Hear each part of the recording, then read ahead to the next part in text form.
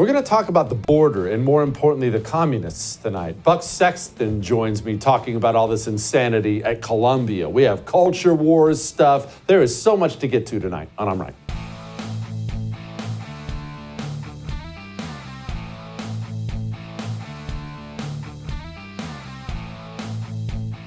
Okay, let's deal with something right off the bat. Something that's been gnawing at me right off the bat. No, I'm not talking about the Senate specifically passing the whole Ukraine funding thing.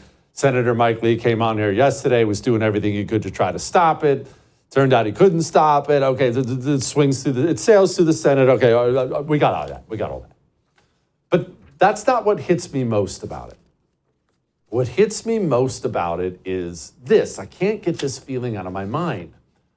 This feeling that the people we send to D.C., Republican and Democrat, they really don't care about us and they're not afraid of us. Remember, these are politicians. And what do we normally complain about when it comes to politicians? Look at this guy just licking his finger and seeing which way the wind's blowing. He's just doing whatever's popular. Politician doesn't believe in anything. But our politicians seem to have changed, especially recently. They're not licking their finger and sticking it in the air to see what's popular with the people before they vote. They're just doing whatever they want, even when it's really unpopular with the people. And they don't care. And they don't seem afraid. 70% of the American public was against another blank check for Ukraine. People know the war's lost, they understand that. And yet, Congress not only passed it, they brag about it on camera. It's not like they passed it in the dead of night, never made a press release about it. They pass it, run to the TV camera, and rub it in your face that they just passed it. Totally unafraid. And along those same lines, let's talk about the border here for a moment. I'm worried about something. And beyond just the border issue itself. The border is a disaster. In fact, this is a short montage of this is like from the past 15 minutes of stories.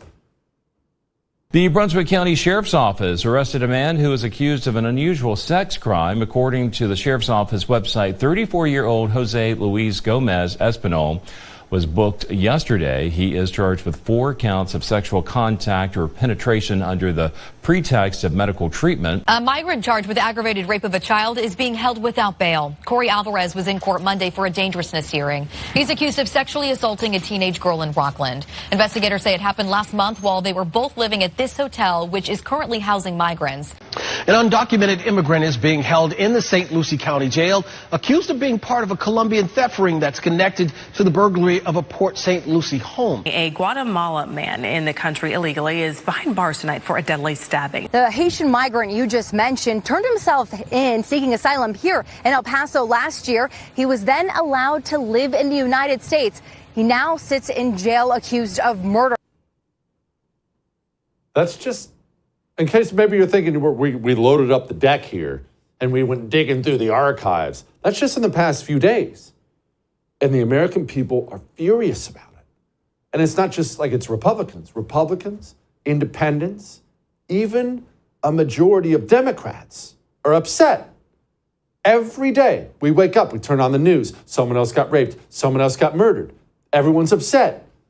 And yet, not only are they not stopping, it's full speed ahead.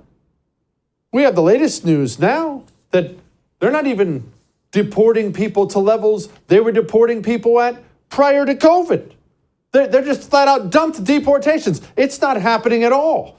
In fact, we are apprehending criminals, finding out they're criminals, and the politicians who know we're upset about illegal immigration are giving them work permits. Did you hear this exchange with Josh Hawley and Mayorkas? Expunged. Nothing is done to this guy. He had a criminal record to start with. He's in the country on illegal grounds. You have falsely and illegally allowed him in. He commits a crime against a child. He's not prosecuted. It's expunged. In November, get this, in November, Ibarra files an application for employment authorization. And unbelievably, on December the 9th, 2023, it's approved. So this is your policies in action, Mr. Secretary. A criminal is permitted into this country on grounds flatly not permitted, flatly contradictory to the statute. He commits a crime against a child, and then he gets a work permit. Then in February, he commits the heinous crime against Laken Riley. Is this a record that you are proud of? Senator, you've misstated some facts. I have read from the parole file, which you have said you don't recall, don't have, you miscited. I'm reading from it. It is right here. Senator, I am confident that justice will be vindicated in the criminal prosecution of the case. Well, hopefully he'll get more of a trial than you got. Otherwise, there'll be no justice for anyone at all. But they're not moving. That's what I can't get out of my mind. No matter how angry we get, no matter how much testimony, no matter how many news stories, it's not just that they're not moving. It's full speed ahead. Joe Biden just announced, the DHS, I should say, they're going to take $300 million of your money and they're going to hand it to sanctuary cities to feed and shelter illegals. So the federal government opened up your border on purpose, flooded your country with murderers and rapists, and then stole money from your paycheck to feed the murderers, rapists, and drug dealers. And you know about it, and I know about it, and they know that we know about it. And yet, they're not stopping. They're all so bold, and I can't get that out of my mind. I mean, even the illegals themselves are bold. These dirtballs come here illegally and they're complaining about the food.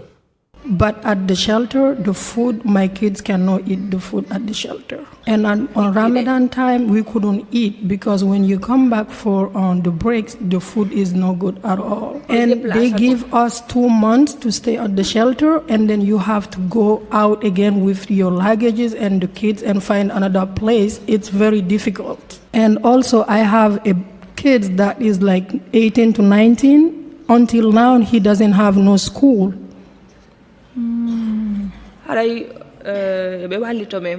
So please help us. Oh, I'm so sorry. Was the food cold? Man, I feel terrible. I'm pretty busted up over it. Look at how bold they are. They're all moving forward. No matter how mad we get, no matter how many emails to Congress, no matter how many protests, no matter what we do, it's all full speed ahead. And I can't get it out of my mind. We've gotten to the point where our despicable politicians don't even care about public opinion anymore. What do we do with that? All that may have made you uncomfortable, but I am right.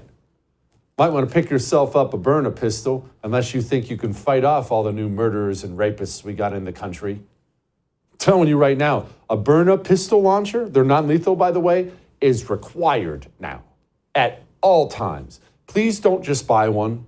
Buy one and keep one on you. They shoot pepper balls or tear gas balls. Again, they're legal in all 50 states. No background checks. They'll deliver it to your front door because they're non-lethal. I carry lethal and non-lethal. I believe in carrying both. You need one of these in your car, by your bed. Ladies, especially, you're out jogging with your little mini dog. You need a burner pistol launcher on you. This country's full of some very, very evil people, violent people now. We have to act that way. Carry one. Buy one and carry one. They have great options to carry it too. Easy to use. You don't have to know anything about guns or anything like that. You point and squeeze. BYRNA. Burner.com/Jesse saves you 10%. So don't pay full price. All right? Burner.com/Jesse. We'll be back.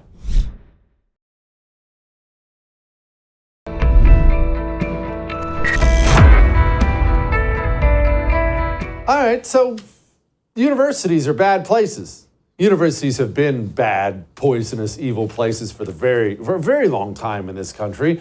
Everyone's starting to figure this out more and more, and thanks to all this Hamas crap going on in Colombia, that gas pedal appears to be pressed to the floor at this point in time. Joining me now, my friend needs no friggin' introduction on this show, on this network, hosts the biggest radio show in the country, Clay and Buck Sexton. All right, Buck. Universities are bad, evil places. I'm not sure why I'm supposed to give a crap that Columbia is burning down. That sounds wonderful to me. I've always wanted Columbia to burn down. Yeah, I think that what you're seeing is just that there's been decades of intellectual, cultural, and moral rot at these places. And now it's on an issue that has somehow been able to unite, I think, a lot of the worst leftist factions on campus. And you have people who have a lot of influence, who ordinarily are quiet about what's going on the campuses, suddenly saying they won't give money and saying that, this is too far, this is too much. I mean, to this, I always want to say, they've been assaulting conservative speakers, including like elderly people like Charles Murray, and they've been doing this for the last 20 years, and their politics haven't changed at all. This issue, all of a sudden, some people are waking up, and I guess it's a good thing, sure, but we told you so is kind of tough not to say here. That's how I view it. Yeah, I'm right there with you. We told you so. You just now woke up and decided Colombia was an evil communist dump that was poisonous to America. That you just found that out a couple days ago? All right, so along those lines, Buck, we already saw Claudine Gay get the heave-ho at Harvard. She's not the last, for sure. There will be other heads rolling at universities, in large part because of what you said, that donor money, that sweet, sweet donor money is going away. You don't get Robert Kraft Hall anymore at Columbia. But they're not stopping, Buck. We have all these big mega donors leaving, and yesterday the faculty joined the students at Columbia. It's not like they're slowing down. What say you? Well, these are icebergs in terms of the endowments of these places that will take a long time to melt. You look at Harvard. What is Harvard's? Is it 40 billion or 60 billion? I don't even know how many tens of billions it is now. But a lot of these schools have just been they're increasingly becoming hedge funds that happen to teach classes, right? I mean, they have so much wealth amassed from the donors for particularly the last 20 years or so. They will be able to push through this for a period of time. And I also think that, we're forgetting there are a lot of people who are making noise on this issue. This will fade. And I don't think that they will have changed their mind on a whole range of other things. And they'll probably go back to writing the checks. I hate to say it. I just think that this is a little bit of a donor tantrum that's going on that I think will be short-lived. And I think that that's why a lot of these, they realize that it's affecting their bottom line. I mean, to be sure, that's why they're sending in the police in some of these places, as you're seeing on the screen. But fundamentally, the problem, Jesse, it's not like this is a one rule or a policy that the university can change. You would have to fire most of the tenured staff at most of the elite universities in the country if you wanted this mentality, this approach, this belief system that they have, or whatever you want to call it, this kind of mania, to really disappear, or at least to be going in the other direction in a significant way.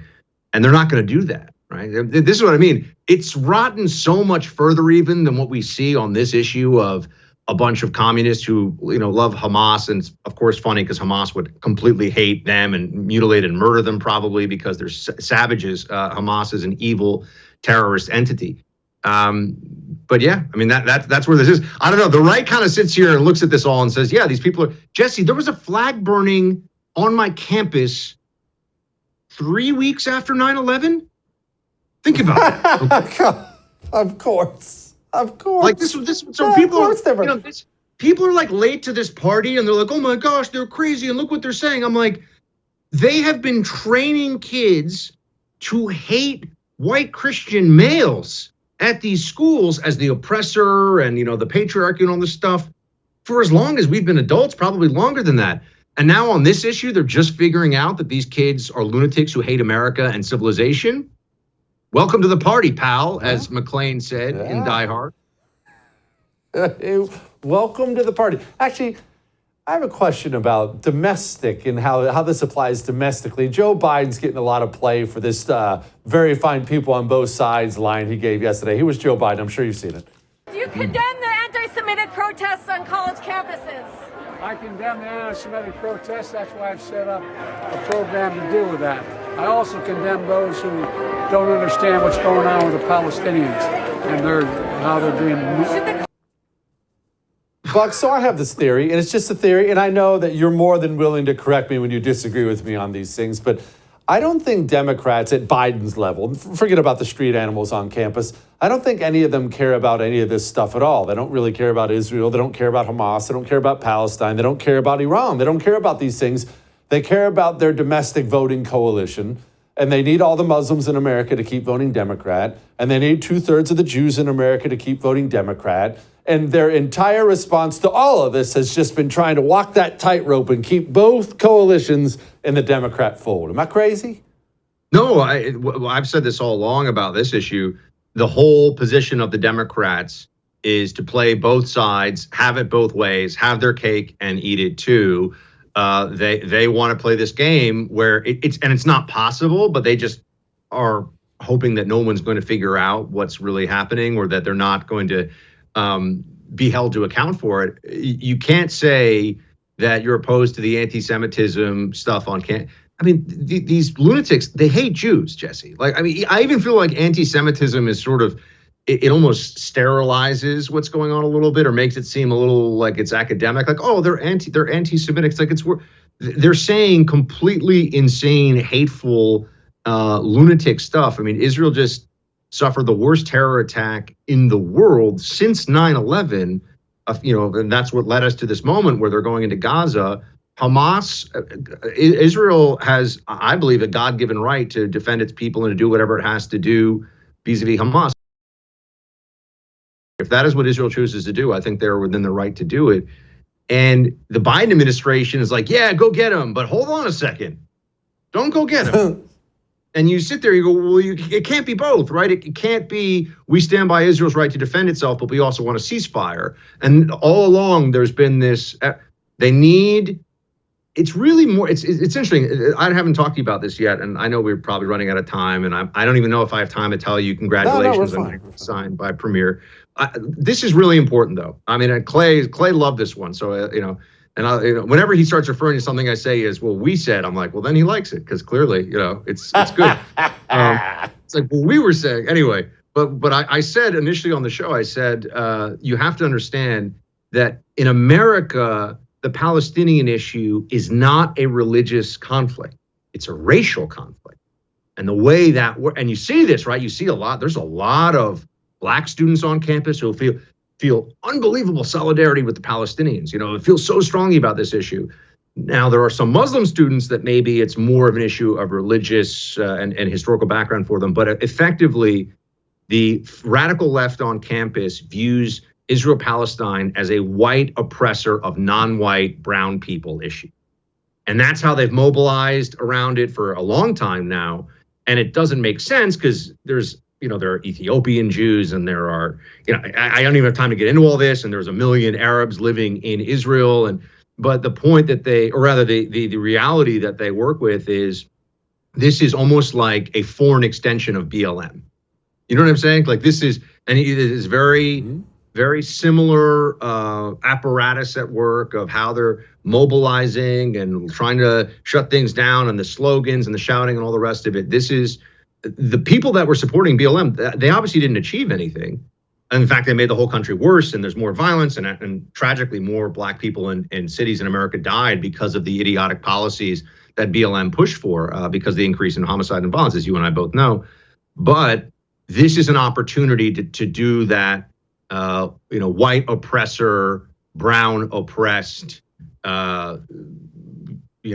situation. I mean, this is basically what they're trying to do right now. And that's, I think, when you see it in that lens, it all makes sense, because otherwise, like, what do they demand a ceasefire, say, for how long? Jesse, these people don't even know. They couldn't name more than 2 towns, probably more than 1 town in Israel. Like, they know nothing. These kids are imbeciles. And they feel so strongly about this that they'll camp out on a quad in a tent and maybe have the police like pepper spray them over. And they're like, you see in the videos, they're all freaking out. I'm like, the cop said move. You don't move, you're going to get pepper sprayed. Does that all make sense, by the way, in terms of like the racial angle to the conflict? It does completely. It's not a religious thing. For Americans, it's a racial thing. I'm glad you and I came up with that together. By the way, before I let you go really quickly, Buck, Ilhan Omar's daughter. What are we thinking? Hot? Not hot? She's been in the news a lot. Ilhan Omar's much debated. I'm dealing with the mother-daughter thing. What are your thoughts? Well, for those at home who may not know, years ago, Jesse unknowingly got me into trouble because we had a public discussion on Twitter about how Ilhan Omar was good looking. And then some people at a place where I previously worked, not a place where I work now, got very upset at me saying, Ilhan Omar, crazy, but like kind of hot. I have to take, I will admit, I do not know. What is her daughter in the, I know I've read the headlines, but I haven't really seen the photos. But my guess is part of the protest. She got kicked out. She may fall somewhere on the hot crazy scale that is going to make you question. Maybe you could bring her politics around. I don't know. I think it's possible. Okay. Well, life's about adventure, Buck. That's all I wanted, Buck. Thank you. Congratulations on being the Da Vinci of radio for a second here. I'm amazed you still have me on your show, Mr. Big Time over here. Going into syndication for more years. Some of us, every time I love Michael Berry. Every time I see Michael Berry, he reminds me, I thought that I was an early Jesse Kelly believer, but Michael Berry was actually like the very first, but I was like number 2. Okay. So I'm right. Yeah, that's right. Michael was like, he's going to be King Jesse. He's super talented. And he beat me. It's like I was seeing the picture and he was the first talent scout. And then I came along. I'm like, I'll give you a scholarship to my school too. You were like, sorry, Barry beat me to it. Anyway, but congratulations. Great show. Great stuff. I love it when people send me your tweets and they're like, aren't you friends with this guy? He's hilarious. I'm like, I don't know. I think I'm kind of funny too, but not as funny. Clearly, but congratulations. Well, thank you, my brother. I really do owe you. And Michael, I owe you, and I appreciate it very much, brother. All right. That's enough about Buck and me. Let's focus on something else. Let's focus on, I don't know, life, God, and guns. Haven't I been telling you about Blackout Coffee? Haven't I been telling you these are our people, Blackout Coffee? Oh, the other side, just a little old glory for you. Blackout Coffee, on top of being amazing coffee, they'll send you whatever you want, by the way, all ground up, whole bean, whatever you want. They share our values, and that's what matters most to me now. Putting our money where our morals are. We all enjoy a cup of coffee or 2, if I'm being honest, every single day. Why not support patriots who believe in life, God, and guns? How's that sound? Blackoutcoffee.com/Jesse gets you 20% off your first order. Go enjoy the greatest coffee ever delivered to your front door and maybe pick yourself up a mug while you're there. Blackoutcoffee.com/Jesse. We'll be back.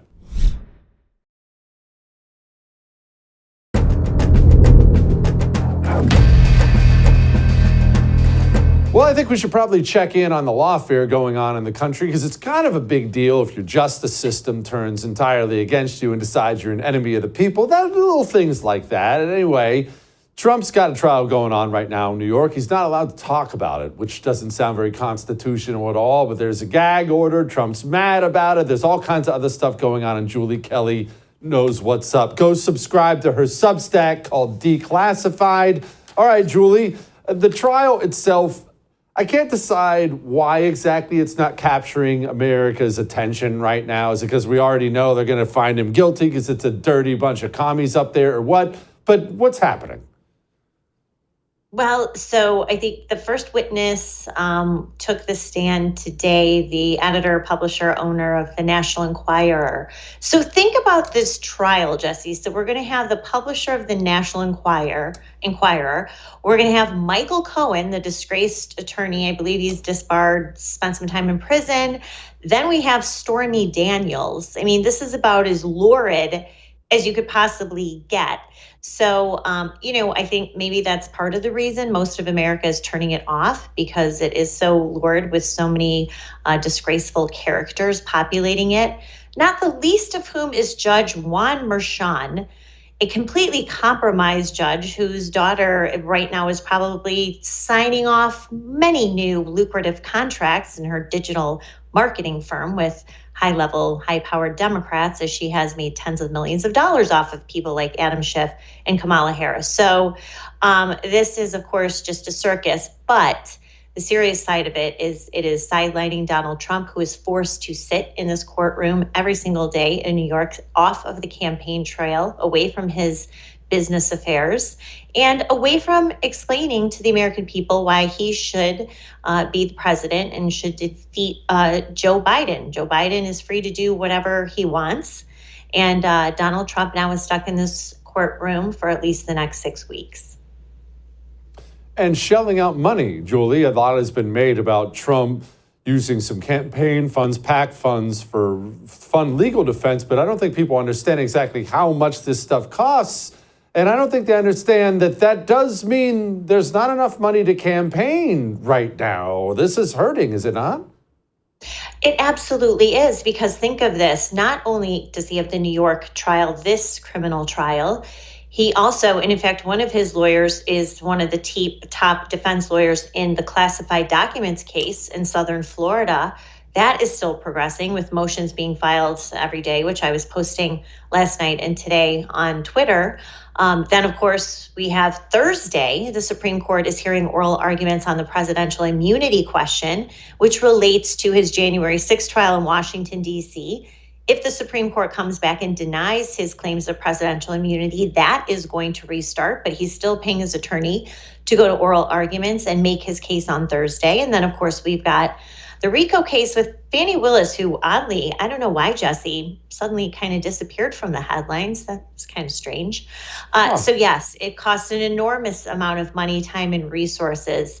And I think that's a great point. It's not just taking him physically off the campaign trail, but diverting, who knows, untold amount of money to all these various lawyers and proceedings around the country.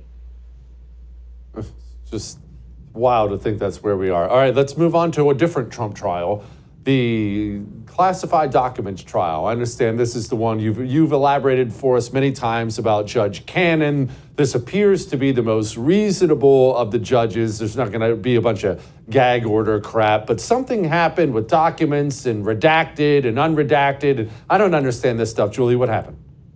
So this has been a fight, Jesse, for the past 3 months. In January, Trump and his defense lawyers filed what was called a motion to compel. And what they did in that motion is they argued that the real legitimate prosecution team in this classified documents case is not just Jack Smith, a few of his line prosecutors, and a few FBI investigators, that this prosecution team, the scope of it, extends to the most powerful government agencies that have done this before, as you know, Jesse, the Department of Justice, the FBI Counterintelligence Unit, the National Archives, the intelligence community. So they outlined in this motion all of the other officials and agencies who were involved from the very beginning. And this dates back to the spring of 2021, trying to concoct and piece together some sort of documents or records, investigation, and prosecution of Donald Trump.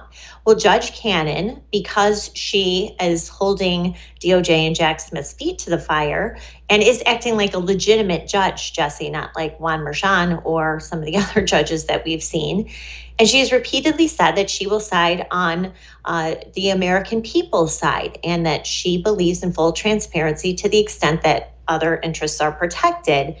But that we have a right to know what's been going on in this case. Jack Smith has been fighting it, but finally yesterday, a big section of that first motion that detailed the collusion, also starting with the Biden White House, I have to emphasize, All of these different agencies and officials working with the Biden White House to create this case. So a lot of that motion was unredacted. A lot of the exhibits were unredacted. So we can finally see FBI forms. We can see email chains. We can see other documentation that proves this collusion between the Biden White House, DOJ, and these other interests to target Donald Trump once again and manufacture another criminal case, flimsy criminal case, against the former president and two of his co-defendants. So, as you know, I was posting this on Twitter last night. People can go and see that I have the redacted motion and exhibits versus what was unsealed yesterday. And now you can see, Jesse, why Jack Smith and the DOJ and Biden White House wanted that material to be kept under seal. Yeah, I want people to go look at it. I want people to go, is it just on your Twitter? Is it on your Substack too? I want people to go read this stuff because it's interesting. I found it was interesting when I was combing through it last night. I was creeping on your Twitter, Julie. I found it interesting what they were redacting versus what they didn't want me to see. I found to be extremely interesting. It always is, right? Because, of course, we heard the old argument. We have to keep this protected. We have to keep witnesses protected. We have to protect the integrity of the investigation. We have to protect national security interests. Well, of course, none of that was true. This related to another cover-up, just like Juan Merchan is doing with his gag order, preventing Donald Trump from talking about his daughter Lauren's lucrative business dealings with Democrats. This was another cover-up operation in Southern Florida, attempted cover-up operation to conceal what was going on and has been going on behind the scenes with the DOJ. And keep in mind, Jesse, not just the classified documents case, but we also know Joe Biden and the White House intimately involved in pressuring the DOJ, they needed to be pressured, to pursue the January 6, 2020 election interference case in Washington. So the idea, of course, no one on our side believes that Joe Biden has taken a hands-off approach here, or Merrick Garland, or anybody else that we're told has been independent from political interests. No, this is the exact reverse.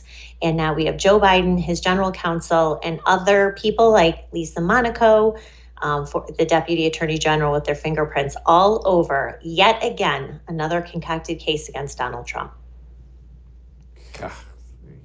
All right, let's move on to the forgotten souls, the January 6th political prisoners who've been rotting in prison since January 7th. Julie, what's going on with them? Any updates? I know the Supreme Court, oral arguments. What do we have for these poor people? Right. So, Jesse, we're now exceeded 1,400 individuals raided, arrested, investigated, charged, and many behind bars for their participation in January 6th. The Department of Justice, Matthew Graves, D.C. U.S. Attorney, continues to announce new arrests every day. I think that there were 2 today. But there is some good news, as we talked about the 1512C2 SCOTUS oral arguments last Tuesday, where a majority of the justices indicated that they disapproved of how DOJ has weaponized that obstruction statute against more than 350 J6 defendants, including Donald Trump. But Jesse, there was some other good news today, and that is the Supreme Court demanded that the government, after they initially refused, demanded that the government file a response in a petition for a writ of cert, meaning that the Supreme Court, whether they will take up this case or not. But this relates to a misdemeanor for January 6th.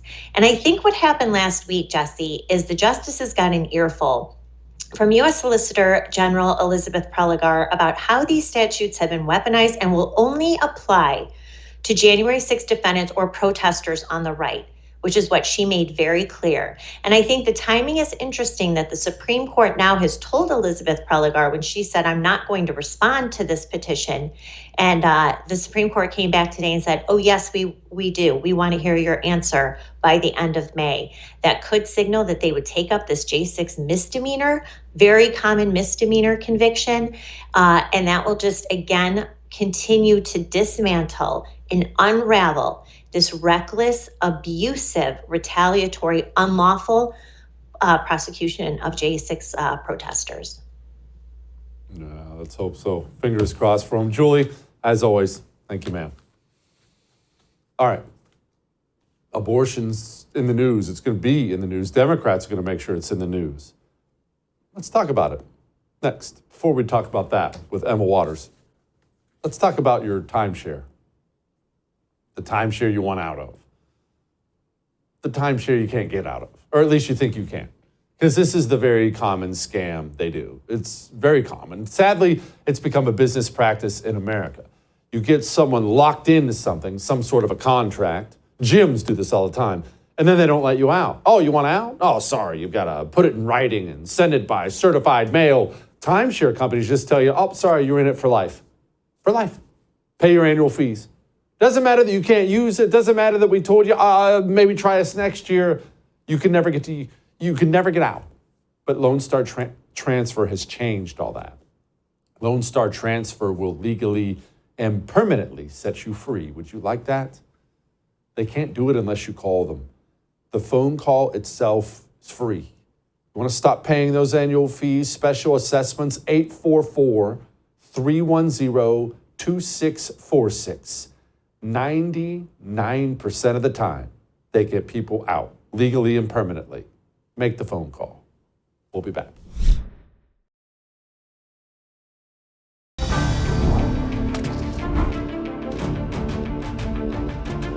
A world of make-believe. How many times have we talked about that here on the show? How communists live in a world of make-believe. Your liberal Aunt Peggy, she exists in a world that is not real. She does. She genuinely does. She exists in a world where Trump is a Russian agent, right? She exists in a world where Border Patrol troops are they're troops, I should say. They're troops and they're slaughtering illegals on the border. She lives in a world that is not real. And liberal Aunt Peggy, she believes the things she's told on television. Gavin Newsom, I'll play it for you in a second. He's getting a lot of crap for playing the most ridiculous ad you've ever seen in your life. And it is ridiculous and it's all lies and it's over the top. But I want you to remember something as you watch this. Liberal Aunt Peggy sees this and she believes it.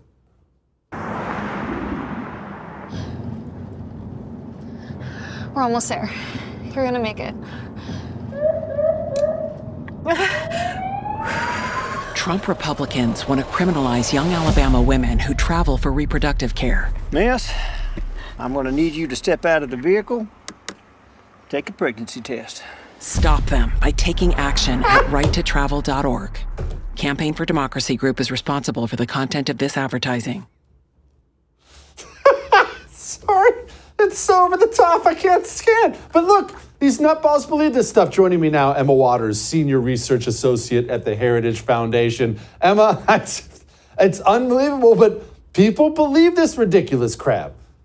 Yeah, it has the power of emotional persuasion, which is the number one thing that they have going for them when it comes to this abortion messaging, right?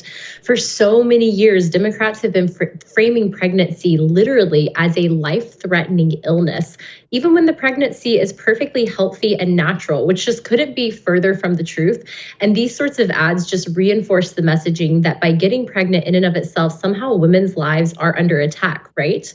And if you think about this, abortion being the taking of unborn life, maybe it's not the worst idea that we actually try to protect life through a myriad of ways. Although what this actual ad is presenting is absolutely ridiculous, right? No one is being arrested for traveling across state lines, least of all the women who are struggling in this terrible situation. Emma, could you explain for those of us who can't follow every state law, every state decision, what is going on in Alabama with IVF? What does it mean? What even is IVF for those who don't understand? Will you just lay all this out for us, please? Yeah, absolutely. So in vitro fertilization is simply when you take a woman's egg and a man's sperm and you fertilize it inside of a petri dish in a lab. So in Alabama, a couple of months ago, they had a ruling where parents who had a fertility clinic negligently destroy their embryos. So against the parents' wishes, the fertility clinic allowed someone to come in and destroy them.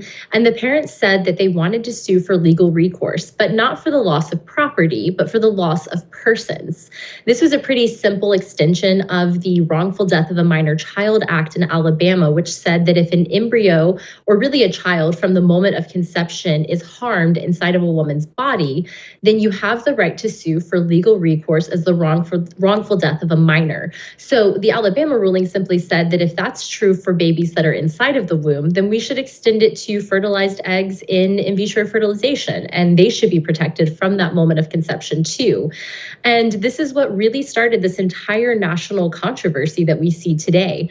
So Alabama rashly overreacted, and they actually passed a law that gives the fertility industry complete civil and criminal immunity in the process of IVF, which means that if embryos are destroyed, even through the willful negligence of the fertility clinic against the parents' wishes, parents have no legal recourse to hold the industry accountable, which is insane, right? Because in fast food, right, we have a ton of regulations where if you're accidentally burned from hot coffee at McDonald's, if you're poisoned from bad meat at another place, you have the right to sue and hold these places accountable. But for some reason in the fertility industry, where we're creating life itself, we all of a sudden think that they should have absolute immunity in however they treat these unborn lives, regardless of the parents' wishes.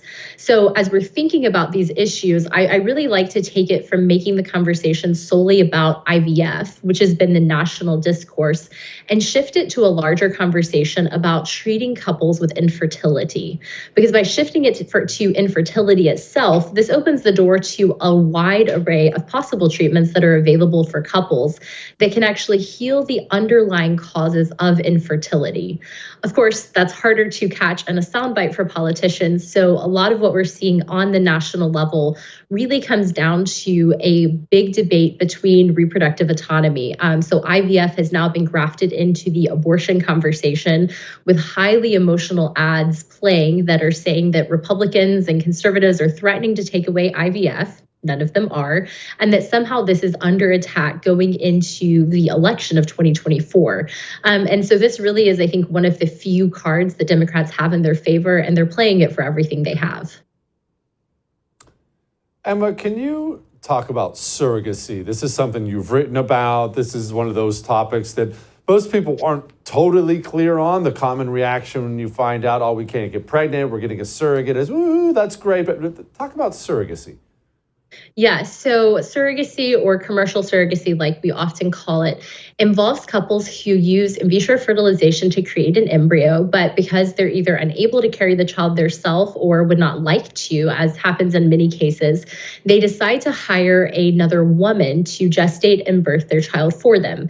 So this has a standard contract. And then in the United States, women who are surrogates make anywhere from about $25,000 to $70,000 just for the time and energy of carrying the child, on top of medical expenses that are paid, as well as any other reimbursements. So this does seem like a really good option for couples who are unable or unwilling to carry a child, but it carries with it a lot of major issues that Europe has really experienced, which is why many European nations either ban surrogacy or severely limit who can be surrogates and who can access it. So the three primary concerns here when it comes to surrogacy is first, the exploitation of women, second, the commodification of children, and third, national security concerns. So with the exploitation of women in surrogacy, you're often dealing with a class of women who are in a particular situation of financial need. And so we're compelled, by that financial need to seek out this highly lucrative opportunity. However, when they get into the surrogacy contract, they find that it's an incredibly detailed contract controlling every aspect of their life. If they can sleep with their partner, what kind of food they can have, even if they're going to be required to abort the baby for any reason, as well as for what kind of birth they have. And once that child is born, the child is whisked away right away. And in many times, surrogates don't even have the opportunity to meet the child they birthed. The second is the commodification of children. So just straight and simple, it is illegal to pay for a child. The buying and selling of children is totally illegal. So if, for example, a woman gets pregnant and then a couple offers to pay for the child, that would be absolutely illegal in all 50 states.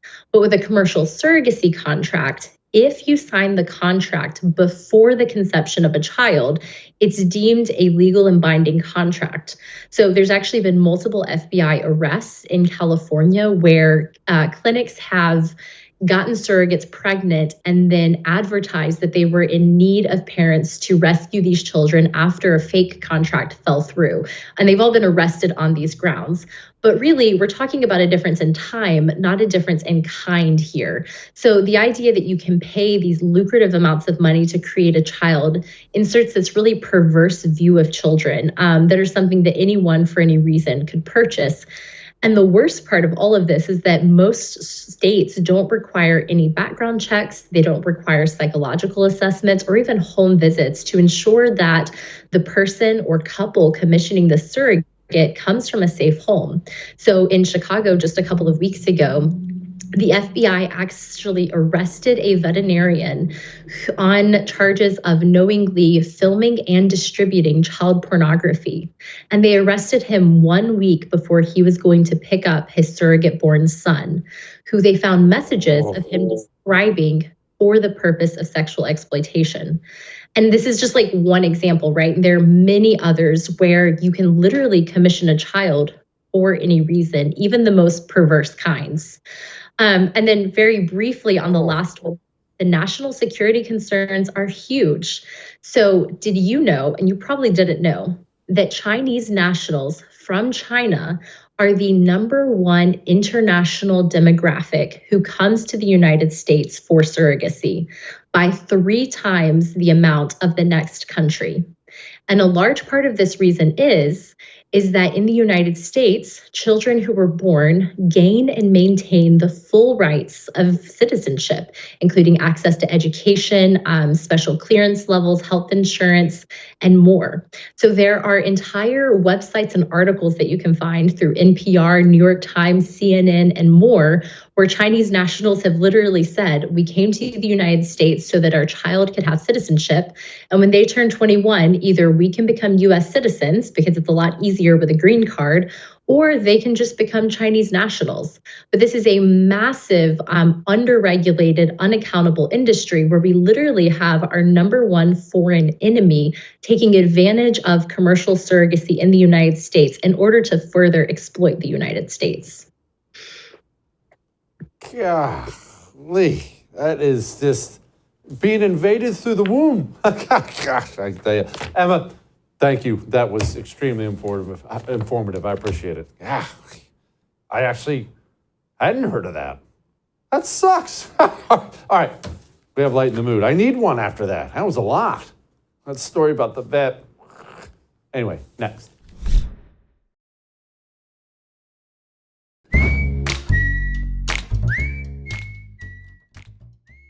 All right, it is time to lighten the mood. And Coates scaring cats makes me laugh.